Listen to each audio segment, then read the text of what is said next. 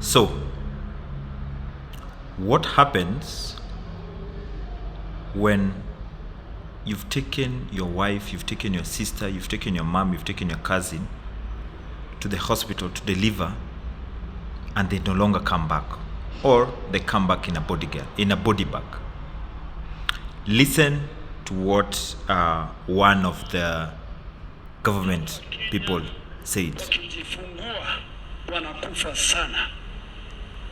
Maternal mortality is very high.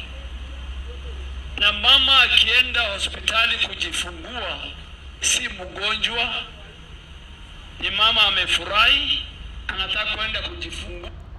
For translation purposes, it is the current CS of health. At least someone has noticed that our women are dying. So what he's trying to say, that in Kenya, the numbers again have started going up. Let's continue listening to it. Arudi akiwa amefurahi na mtoto wake.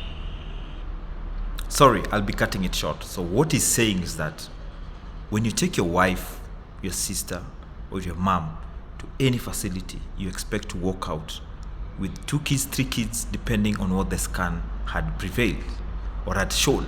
Apparently, what happens in our hospitals back in Kenya, you either walk out with a body bag of both the people you're expecting them to come back home with, or either of the two. Unfortunately, most of the time we lose our mothers. Let's continue. Listen to it.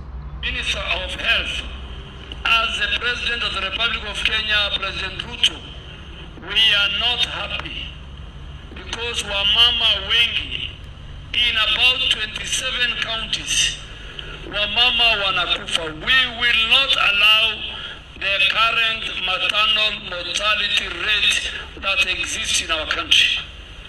We are going to make it an agenda for our leaders, women leaders. We are going to make it a national agenda. We will have strategies.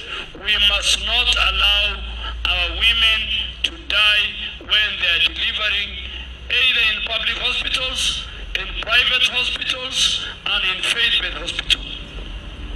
That will be one of my key agenda as the Minister for Health.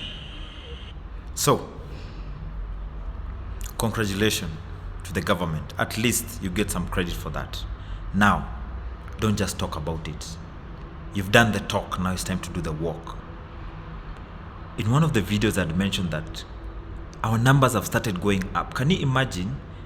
We were used to 2 women each and every single day. Reported cases. Now the numbers have gone up.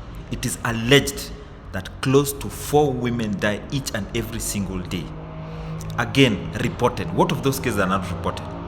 Because again, you remember, not all cases are usually reported. So the statistics cannot be accurate. The government needs to do something. How will you feel when you're expecting your loved one to come back home? You've prepared, you've bought all the clothes. There's a baby shower that was done. The phone calls have been going each and every corner. And unfortunately,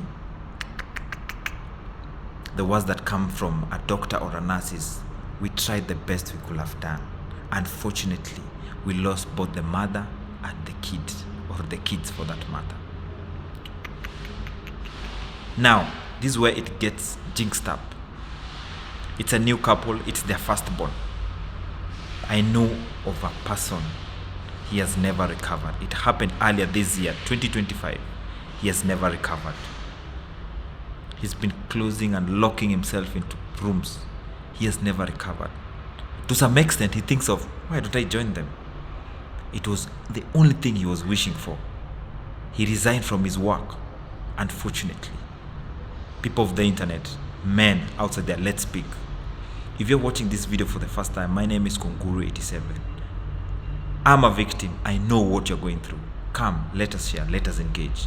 You can watch some of the videos. It is quite unfortunate, but it's not too late. Again, at the end of the day, you can save another person, because when you speak, the word goes around.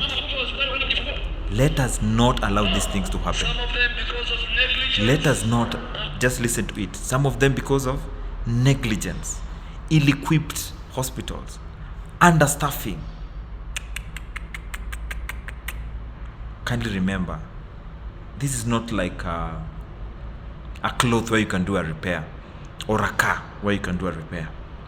These are human beings. The list is endless. And you know what? We've got legislators outside there, sitting, warming the seats, waiting for the end month salary. 5 years, they come, start requesting for your vote. Let's keep them to account. What about our mothers? What about our mothers? What is going to happen to them? It is quite unfortunate. But again, remember, if we keep on keeping quiet and start talking about things that do not matter, who are we? Let's save our mothers.